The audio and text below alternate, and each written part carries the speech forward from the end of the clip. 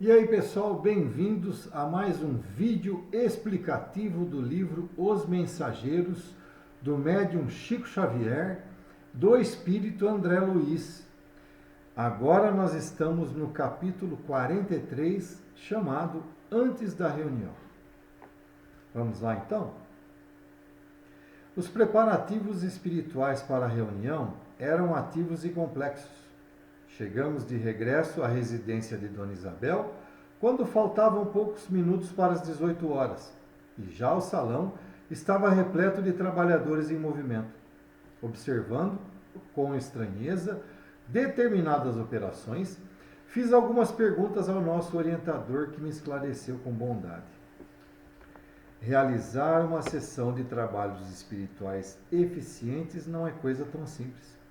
Quando encontramos companheiros encarnados, entregues ao serviço com devotamento e bom ânimo, isentos de preocupação, de experiências malsãs e inquietações injustificáveis, mobilizamos grandes recursos a favor do êxito necessário. Claro que não podemos auxiliar atividades infantis nesse terreno. Quem não deseje cuidar de semelhantes obrigações com a seriedade devida, poderá esperar fatalmente pelos espíritos menos sérios, porquanto a morte física não significa renovação para quem não procurou renovar-se. Onde se reúnam almas levianas, aí estará igualmente a leviandade. No caso de Isabel, porém, há que lhe auxiliar o esforço edificante. Em todos os setores evolutivos, é natural que o trabalhador sincero e eficiente receba recursos sempre mais vastos. Onde se encontre a atividade do bem, permanecerá a colaboração espiritual de ordem superior. Gente, para quem não lembra, no capítulo anterior, eles, vamos dizer que eles viajaram até um campo, né? E tiveram que lidar lá com uma cena de um problema que tiveram. Quem não sabe, volte no capítulo anterior. E agora eles estão retornando ao posto de atendimento lá do nosso lar, no Rio de Janeiro, na casa da Dona Isabel, né? Então eles vão começar um outro trabalho, aí vai ter uma outra reunião, tá? E eles estão agora participando dos preparativos para essa reunião. E Aniceto nada mais afirmou que quando você tem seriedade, você vai lidar com espíritos sérios. Quando você tem leviandade, vai lidar com espíritos levianos. Calara-se o bondoso amigo. Continuei reparando as laboriosas atividades de alguns irmãos que dividiam a sala de modo singular, utilizando longas faixas fluídicas. Aniceto veio em socorro da minha perplexidade, explicando atencioso. Esses amigos estão promovendo a obra de preservação e vigilância. Serão trazidos aos trabalhos de hoje algumas dezenas de sofredores e torna-se imprescindível limitar-lhes a zona de influenciação neste tempo familiar. Para isso, nossos companheiros preparam as necessárias divisões magnéticas. Gente, para quem não lembra, nesse livro Os Mensageiros, que nós estamos em plena Segunda Guerra Mundial, vocês devem lembrar que os mundos, os planetas vizinhos à Terra, eles criaram muralhas magnéticas para que os fluidos magnéticos negativos emitidos pela Segunda Guerra Mundial não influenciassem os mundos ao redor, né? É a mesma coisa que eles estão criando aqui. O que acontece? Eles vão trazer espíritos moribundos, espíritos sofredores para essa reunião para serem atendidos. Então, o que acontece? Para que esses espíritos sofredores não influenciem na ordem magnética superior que ronda aquela casa, eles criam paredes com fluidos magnéticos que impedem que esses fluidos inferiores, que essa magnetização inferior que infelizmente esses irmãos sofredores vão emitir e não ultrapassem, influenciem toda a ordem natural da casa, que é uma casa com fluidos superiores, né? Entendeu? Então, isso, gente, faz parte do mundo espiritual. O tempo todo são fluidos magnéticos, tá bom? Uns de ordem inferior e outros de ordem superior. Dentre desses fluidos magnéticos são criados paredes e muralhas para que se impeçam de um ambiente não influenciar no outro. E é o caso aqui.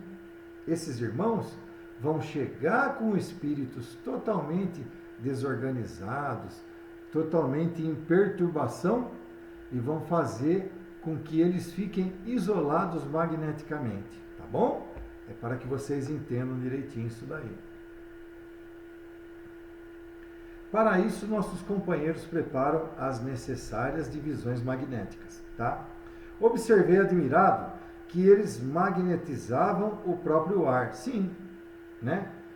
Mas aí entra o que André Luiz, o que ele está pensando? Vamos imaginar um salão grande de 10 metros.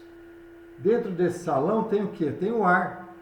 E para eles criarem uma parede magnética, vamos dizer que eles vão dividir em 2 ambientes de 5 metros cada um. Para criar essa parede magnética, eles criam essa parede magnética no ar. Vocês entenderam? Então, aonde nós pensamos não existir nada, existe sim o ar, né? E dentro do ar, eles criam essa divisória magnética. É uma coisa maravilhosa, né, gente? Nosso instrutor, porém, informou gentil: não se impressione, André. Em nossos serviços, o magnetismo é força preponderante. Somos compelidos a movimentá-lo em grande escala, ou seja, eles manipulam o magnetismo da maneira que melhor lhes convier. E sorrindo concluiu: já os sacerdotes do Antigo Egito não ignoravam que para atingir determinados efeitos é indispensável impregnar a atmosfera de elementos espirituais, saturando-a de valores positivos da nossa vontade. Para disseminar as luzes evangélicas aos desencarnados, são precisas providências variadas e complexas, sem o que tudo redundaria em aumento de perturbações.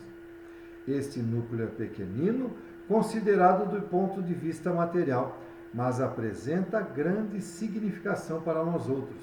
É preciso vigiar, não o esqueçamos.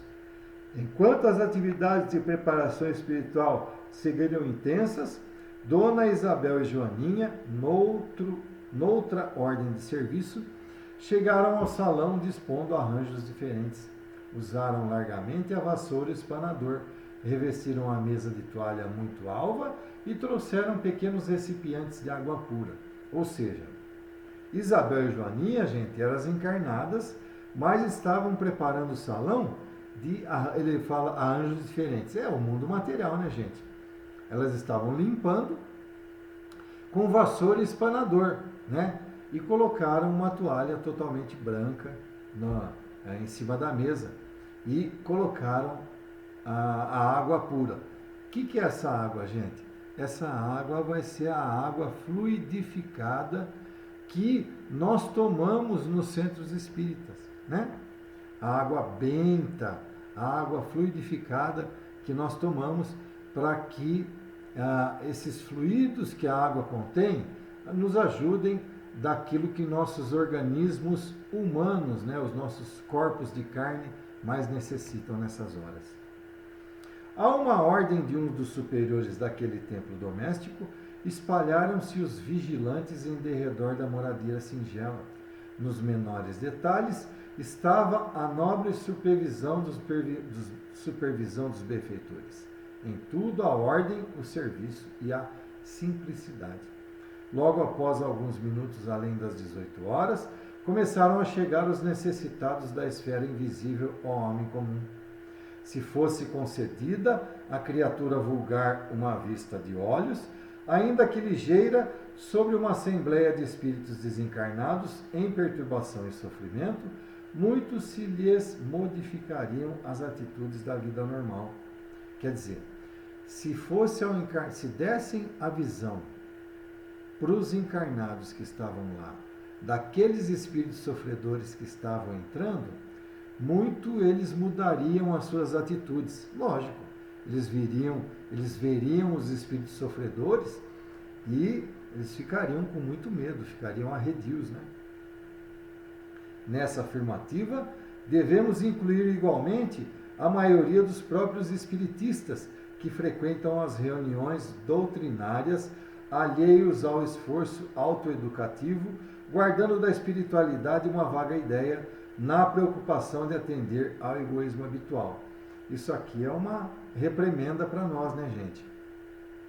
Que mesmo a gente que frequenta os centros espíritas, se nós tivéssemos a visão desses espíritos sofredores, muito nos influenciariam. Nós não estamos preparados para esse tipo de visão, por mais que a gente tente entrar na faixa de entendimento. É isso que ele quer dizer aqui. O quadro de retificações individuais após a morte do corpo é tão extenso e variado que não encontramos palavras para definir a imensa surpresa. Ou seja, nós, como encarnados, mesmo espíritas, não estamos preparados para esse tipo de visão. Aqueles rostos esqueléticos causavam compaixão. Chegavam ao recinto aquelas entidades perturbadas em pequenos magotes, seguidos de orientadores fraternais. Pareciam cadáveres erguidos do leito de morte. Alguns se locomoviam com grande dificuldade. Tínhamos diante dos olhos uma autêntica reunião de coxos e estropiados, segundo o símbolo evangélico. Quer dizer, o que para a gente, né, são as pessoas, são aqueles mendigos, são aqueles que têm aquelas feridas, aqueles coxos estrupiados que a gente está acostumado a ver na rua, para a gente seria uma visão horrorosa. Eles são piores que isso, esses espíritos sofredores, tá bom? Em maioria, são irmãos abatidos e amargurados, esclareceu Aniceto, que desejam a renovação sem saber como iniciar a tarefa. Aqui poderemos observar apenas sofredores dessa natureza, porque o santuário familiar de Isidoro e Isabel não está preparado para receber entidades deliberadamente perversas. Cada agrupamento tem seus fins. Ou seja, gente, ali é a casa de Isabel, para quem não está lembrado. Isabel é encarnada, né? Isidoro é o marido dela que desencarnou e que ajuda a cuidar deste posto de atendimento de socorro no Rio de Janeiro. É uma casa, literalmente falando, que recebe esses espíritos sofredores. Olha que maravilha, gente. E aqui Aniceto diz que essa casa não está preparada para receber entidades deliberadamente perversas. Cada agrupamento tem seus fins, ou seja, cada ambiente está preparado para receber irmãos da sua natureza. Se, por exemplo, espíritos perversos entrassem na lei, ia transformar aquilo lá numa bagunça, e não é o caso, né? Com efeito, os recém-chegados estampavam profunda angústia na expressão fisionômica. As senhoras em pranto eram numerosas. O quadro consternava. Algumas entidades mantinham as mãos no ventre, calcando regiões feridas. Não eram poucas as que traziam ataduras e faixas. Muitos, disse-nos nosso mentor, não concordam ainda com as realidades da morte corporal. E toda essa gente, de modo geral, está prisioneira na ideia da enfermidade. Gente, é o famoso terra-terra. É gente que desencarnou e não entrou na faixa de entendimento do desencarne. E eles ainda não aceitaram a morte, tá? Por isso que eles estão prisioneiros desta enfermidade, tá bom? Existem pessoas, e vocês como médicos, aí ele está falando para o André Luiz e para o Vicente, que foram médicos aqui na encarnação anterior. Existem pessoas, e vocês como médicos, as terão conhecido largamente, que cultivam as moléstias com verdadeira volúpia, ou seja, eles se admiram com as moléstias, com as doenças, eles estudam as doenças, entendeu? Apaixonam-se pelos diagnósticos exatos, acompanham no corpo, com indefinível ardor, a manifestação dos indícios mórbidos, estudam a teoria da doença, de que são portadoras, como jamais analisam um dever justo no quadro das obrigações diárias e, quando não dispõem das afirmações nos livros, estimam a longa atenção dos médicos, os minuciosos cuidados da enfermagem e as compridas dissertações sobre a enfermidade de que se constituem voluntárias prisioneiras. Isso aqui, gente, o que acontece? Tem médico que fica tão absorto, tão impressionado com a doença, que ele passa a esquecer do paciente e começa a estudar o paciente, o que está acontecendo nele, por que está acontecendo, né? Passa a estudar aquele paciente ao invés de cuidar do paciente, da doença que está cuidando dele. Isso também é uma severa crítica que a Aniceto está fazendo para alguns médicos que utilizam desses meios aqui na Terra. Sobrevindo à desencarnação, é muito difícil o acordo entre elas e a verdade, porquanto prosseguem mantendo a ideia dominante. Às vezes, no fundo, são boas almas dedicadas aos parentes de sangue e aproveitáveis na esfera restrita de entendimento a que se recolhem, mas, no entanto, carregadas de viciação mental por muitos séculos consecutivos. Gente, veja bem, isso aqui é uma crítica aos médicos que desencarnam estudando as doenças. E eles continuam estudando essas doenças aqui por séculos, por viciação mental. Entendeu? Então, ao invés deles evoluírem, eles estão tão fanáticos, fanatizados pelo estudo das doenças, que eles vêm acompanhando os corpos em estado de putrefação e analisam e estudam isso daí. Isso já desencarnados. Ou seja, eles ainda estão no terra-terra.